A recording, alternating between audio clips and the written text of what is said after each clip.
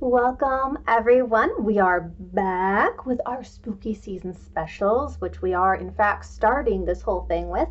As you can see, I'm already made up with my Halloween-ish this subject makeup done because I can multitask in some areas. Doing my makeup and talking does not seem to be one of them. So I have a video where I recorded me putting this on.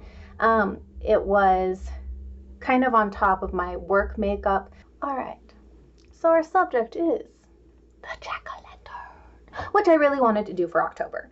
You know, pumpkin carving, the jack-o'-lantern, it is so much fun and so big for Halloween. So we're going to talk about that. Now, first of all, in case you didn't know, a jack-o'-lantern is traditionally made from a pumpkin that is commonly associated with Halloween.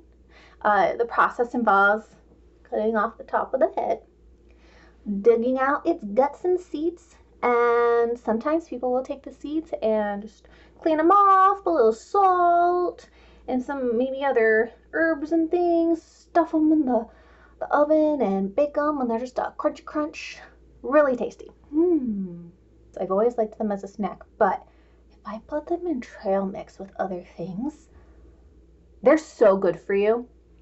I'm not going to go on a tangent, but I might actually do more with pumpkin seeds. Okay, and then after you get all the guts out and clean it up, make it real nice, people will take their little chisels, their knives, all those things, and carve out some fun things in the surface of the pumpkin.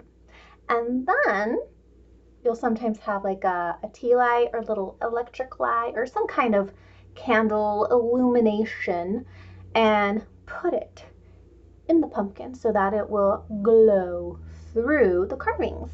And it's a lot of fun and super cute and a great family activity. Though, I am going to tell you a quick story.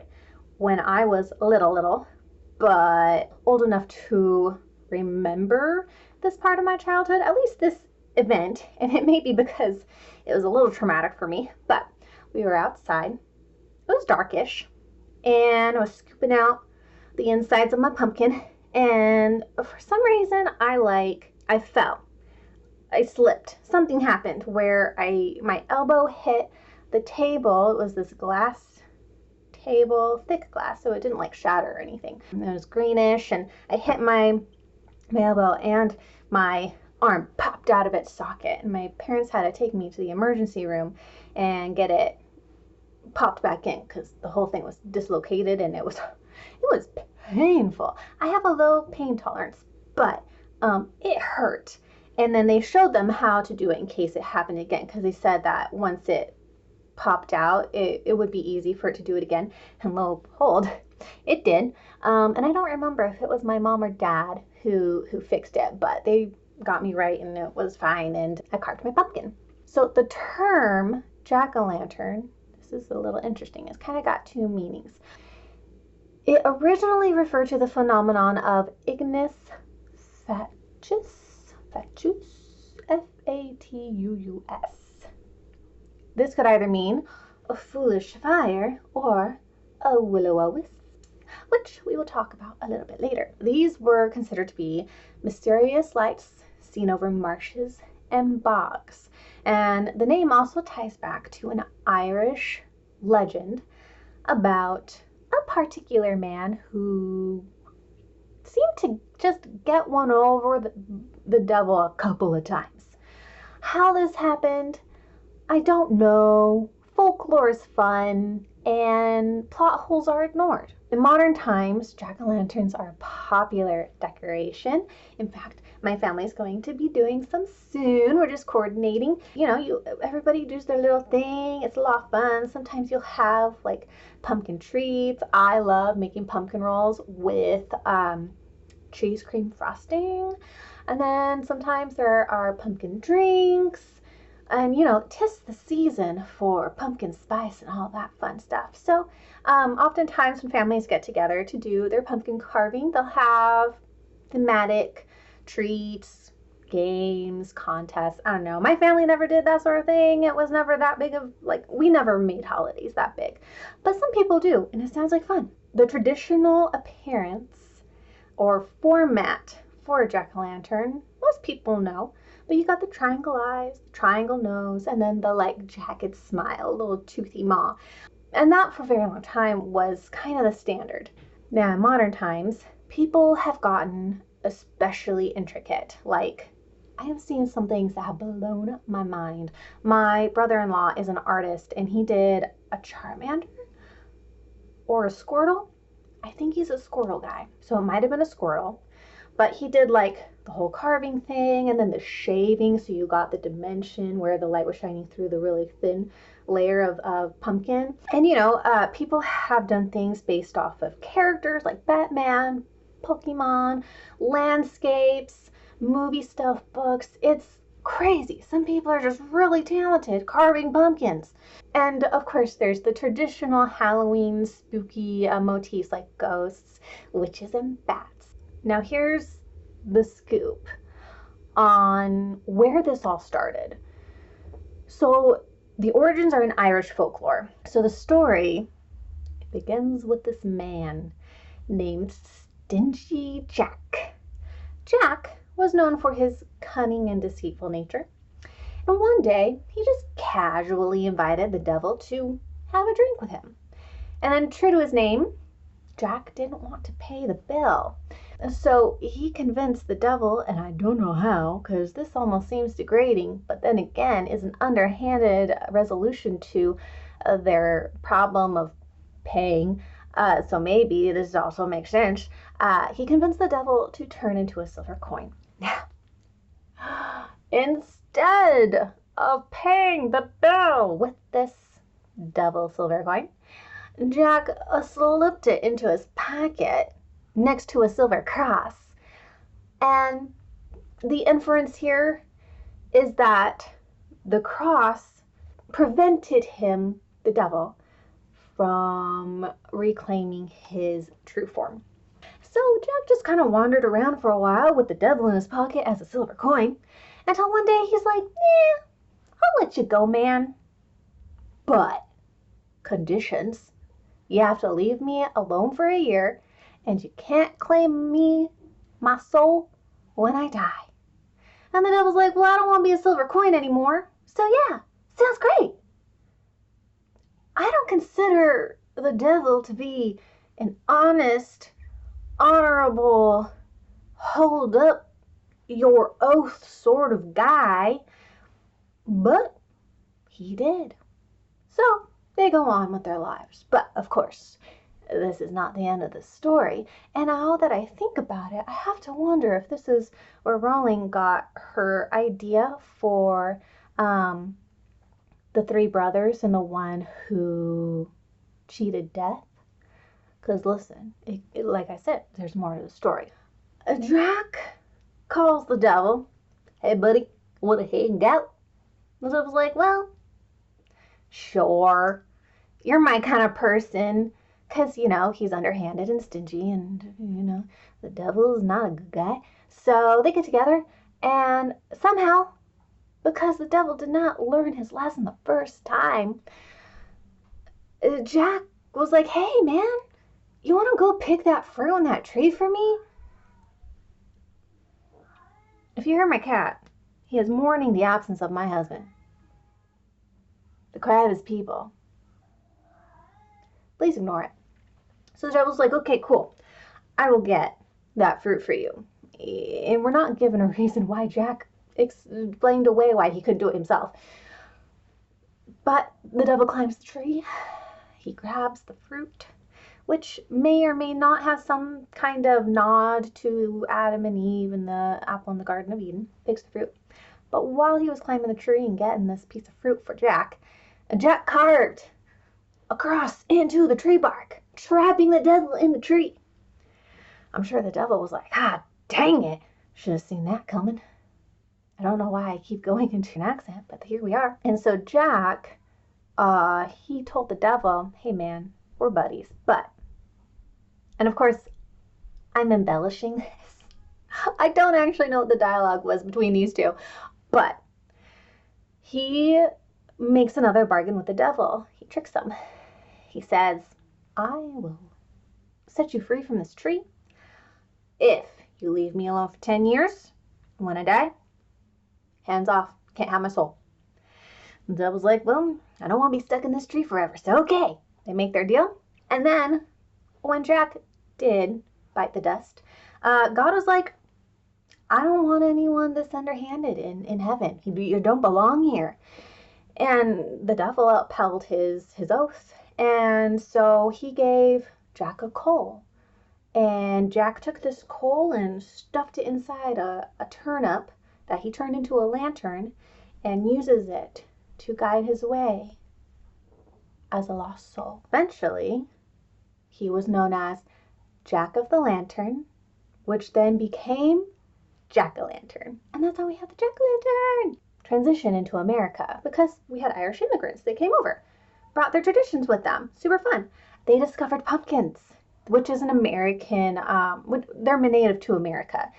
They looked at this pumpkin, considered their super dense, hard, difficult to carve turnip, and was like, pumpkin!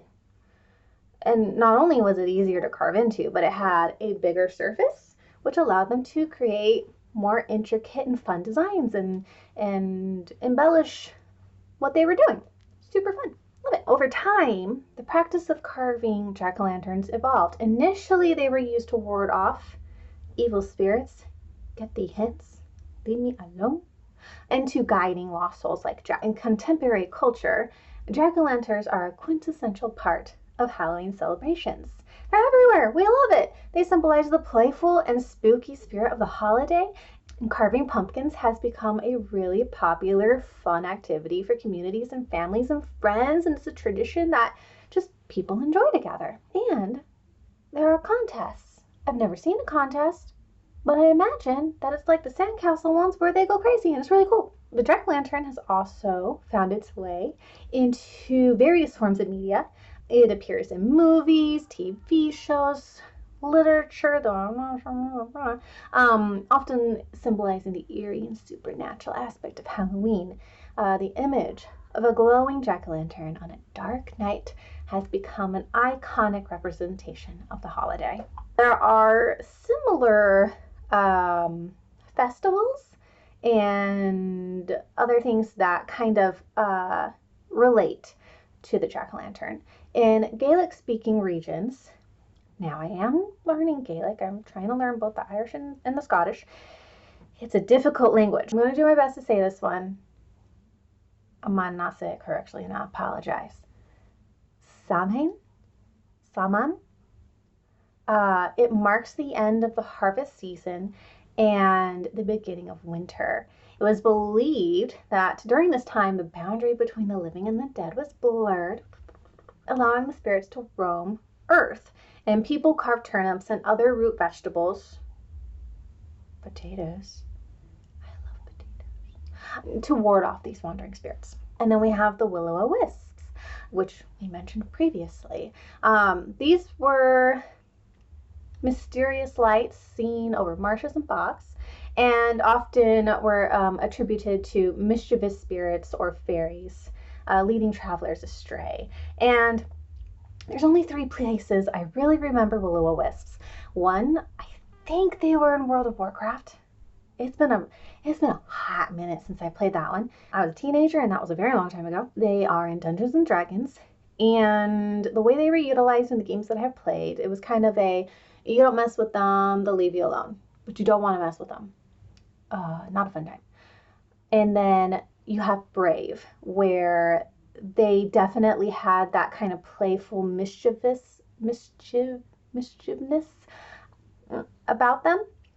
Had a kind of innocence where they led child Merida, a pure soul, pure good person, little kid, pure, to safety. And then they help her as she is older in resolving the curse with her mom. Will-o'-wisp are interesting because they're just so layered. And this might be a fun one to delve into a little more deeply if I can do some research and find more on it. I think that would be fun. We also have Punky Night. Now, this is a Somerset, England tradition. It's where children carry lanterns made from mango wurzels. This is a root vegetable that I am not familiar with, and sing songs. And this tradition is similar to the practice of carving jack-o'-lanterns and is believed to have influenced the Halloween custom. And, singing songs might have some influence over the whole trick or treat. There's that song that you sing as a kid. We sing dumb things as kids. Probably some people still sing dumb things, but the song, trick or treat, smell my feet, give me something good to eat. If you don't, I don't care. I'll pull down your underwear. Yeah, maybe. We also have the legend of Sleepy Hollow, which is one that I really love, but haven't really delved into. But we'll get to it eventually. I really want to do like Dullahan's and the whole Headless Horseman story. And so we have Washington Irving's The Legend of Sleepy Hollow, which features a headless horseman who uses a pumpkin to substitute his head. And it's become a classic. You have the Tim Burton, I think it is, Tim Burton with Johnny Depp doing the Sleepy Hollow movie. And there's the Ichabod one that Disney did, which is cute and fun. And there's the Sleepy Hollow town somewhere. I don't remember where it is. I want to go. I want to go in the fall. And if you have been there and you know stuff about it, I don't know anything about it, only that it's Sleepy Hollow and that it's supposed to look gorgeous in autumn, comment below and tell me all about it because I need to go. And if you have recommendations on where to stay, do that too. I love you, thank you. In contemporary media, pop culture, you have the jack-o'-lantern in various Halloween themed stories. You got like Charlie Brown and the Giant Pumpkin. In Halloween Town, they have the giant pumpkin in like their town square where you have to put the candle in it and all the magic and everything.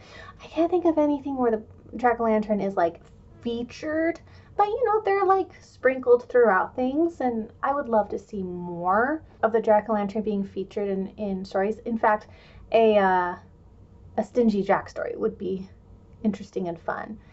Maybe there's one that exists and I don't know about it. If you know, put it in the comments below. I like learning and discovering new things. It's super fun. As I do with when we're talking about like mythological creatures or folklore entities, I'm always looking for like, do they have enemies? How do you unalive them? Are they like, pshum pshum pshum? And the only thing I could find in the aspect of enemies is in because I guess Stingy Jack and his jack-o'-lantern didn't actually have like anything really going on that would constitute them having an enemy, because the devil seemed like a frenemy. In the Marvel universe, jack-o'-lantern is an alias used by several supervillains. The most notable ones include Jason McAdam and Stephen Levins. For Marvel fans and diehards, I enjoy Marvel. I am not widely educated, so I apologize if I mispronounced these. But these characters have clashed with heroes like Spider-Man, Captain America, Ghost Rider, and are known for their pumpkin-themed elements. Their helmets and weapons, making them visually striking enemies. We also have the Grim Adventures of Billy and Mandy, which I've not watched, but I've seen clips of, and it looks super funny. There's a character named Jack-o'-lantern who appears as an enemy. He is mischievous and a vengeful spirit who often causes trouble for the main characters, Grim, Billy, and Mandy. And then you have the Persona 5. In this video game, Jack-o'-lantern appears as a low-level enemy known as Pyro Jack. This character is based on the traditional jack-o'-lantern and uses fire-based attacks, which makes sense. Now, when it comes to allies, we have creatures, entities like the Will-o'-the-Wisp, closely related to jack-o'-lanterns, but I couldn't find anything where it was like, oh yeah, they got along and they're buddies, except for the fact that there's the coal lie and, they're kind of related. Pixies. In Cornish folklore, piskies, I always knew them as pixies, but It's also piskies, Piskeys. They're mischievous creatures that can lead travelers astray, kind of like will-o'-the-wisps, and they are sometimes referred to as night riders or jack-o'-lanterns because of their association with leading people into the moors and marshes. These creatures share a thematic connection with jack-o'-lanterns, as both are involved in guiding or misleading travelers. Are they really allies? Well, I mean, if they got together and like, hey, let's do this prank, or spirit people away and never let them come back. Fortunately, this one came with a pronunciation guide. In Gaelic folklore, the Ishi, I hope I'm following the guide correctly, they are supernatural beings or fairies that are believed to walk the earth during Samhain, which I still don't know if I'm pronouncing correctly, the festival that eventually evolved into Halloween. While not directly allies of the jack-o'-lantern, they again share the same culture and seasonal context, making them part of the broader folklore landscape that includes jack-o'-lanterns. In pop culture, where do you find our jack-o'-lanterns? Well, we mentioned Halloween Town, Charlie Brown, some Marvel stuff. In the Halloween franchise, the jack-o'-lantern is a reoccurring symbol in the Halloween movies, especially in the opening credits of the original 1978 film. The eerie glowing pumpkin sets the tone for the horror that follows. The Nightmare Before Christmas. This one's probably obvious, but definitely worth mentioning. Jack Skellington, the protagonist, is also known as the Pumpkin King. I don't know if I would call him like a stingy, like Stingy Jack, but there might be some correlation. His character embodies the spirit of Halloween, and his jack-o'-lantern head is iconic. There's also Trick or Treat, which is a cult classic I have not seen, but it is a horror film which features a character named Sam who wears a burlap sack over his head, and when the sack is removed, his head is revealed to be a jack-o'-lantern. In some art, my husband and I went to FanX this year, and there was some pumpkin head man art. And I'll put the link to the Instagram below because these are the cutest things I have ever seen. Not the cutest I've ever seen, but they're cute. We bought 3 of the art pieces, and it's just this really cute pumpkin in this kind of like fall aesthetic where he's working at a coffee shop and got some like cute, he looks like a scarecrow with a pumpkin head on his head, and he's just, I love him. I don't know anything about him, but he's so cute. And my husband and I couldn't resist. So that's now going to be some of our seasonal wall art. In music, we have Smashing Pumpkins. They are not directly related, like most things, to jack-o'-lanterns, but the band's name evokes the imagery of pumpkins and they're closely associated with Halloween. In video games, you have Animal Crossing. Players can celebrate Halloween by carving pumpkins and creating jack-o'-lanterns to decorate their virtual towns. And then we have art and decorations, like I just mentioned. I jumped the gun because I got really excited. We have Halloween decorations. I have little porcelain pumpkins. They're just a staple in Halloween decorations. They're really cozy and cute and just fun to have. And they're a really fun decoration. And their designs range from simple little pumpkins to whole big intricate things. Some going jack-o'-lantern style, some just like plaid and ribbons and flowers. It's fun. I love it. These examples highlight the jack-o'-lantern's enduring presence in various forms of media and its role in shaping the cultural landscape of Halloween. I love pumpkins. I love jack-o'-lanterns. I think the whole origin story of it is super cute. Even if I'm confused by Stingy Jack and the Devil, it's still so much fun. Like I said, in folklore and mythology, you kind of just ignore the plot holes. So the history of the jack-o'-lantern, in my humble opinion, is fascinating. It blends folklore, cultural adaptation, and artistic expression. And from its origins in Irish mythology to its modern role in Halloween festivities, the jack-o'-lantern continues to captivate and inspire people around the world, myself included. You can see I've just been excited this whole time because for me, the jack-o'-lantern and the pumpkin just completely encapsulates the whole spirit, the coziness, the spookiness. It's like this marriage of two sides of a coin. I just love it. I love it so much. So let me know what your favorite part of Halloween is, the fall season. Is it the pumpkin spice? Is it carving pumpkins? Is it the witches and the cats and all those things? We're going to be talking about witches later. Just let me know what your favorite part of Halloween is, what your favorite pumpkin-y thing might be. Like, I love the pumpkin rolls and I love the little pumpkin decorations. Just so cute. And if you have any fun stories, comment below, let me know. It's just fun. And that will conclude our theme on jack-o'-lanterns and exploring the story and the history and the fun that all of that is. I hope you guys enjoyed. I think I'm going to keep doing it this way. It's so much easier.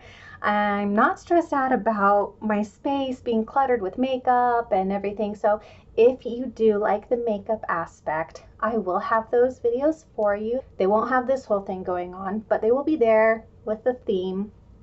Obviously, this is jack-o'-lantern themed because, you know, pumpkins are orange, which is what's on my face. Green, I have 2 shades of green and my lighting's green, all those fun things. But if you have a mythological creature, a god character, somebody where you just need my take on makeup inspiration for them as I am doing this, let me know and I will do my best. I can't make any promises. My main focus right now is getting my book ready for an editor by the end of the year, or my husband is gonna give me a really hard time. And I also have a short story that I'm submitting to a publisher, so I've got a lot of things going on, and doing it this way really helps me relax about it. I'm also going to be only posting every other Saturday. That is what schedule is going to work best for me right now, so long as I am also having to work and take care of my home and all those other things that you just tasks, so many things. Hopefully someday I can just focus on this and my writing, and of course taking care of my home with my husband. For right now, I have other things that I have to do, so doing it every other Saturday and doing my makeup beforehand is, I think, where we need to go with this for now. We'll develop and evolve as we continue and grow our community. That's where I will be at for now. Thank you so much for staying and watching. I hope you enjoyed this content. I'm having a lot of fun, and I will see you guys in the next video. Bye! I keep forgetting to mention this, but I have art that I am making based on the themes that we're talking about. If you're interested in them, the links are below. Okay? Bye!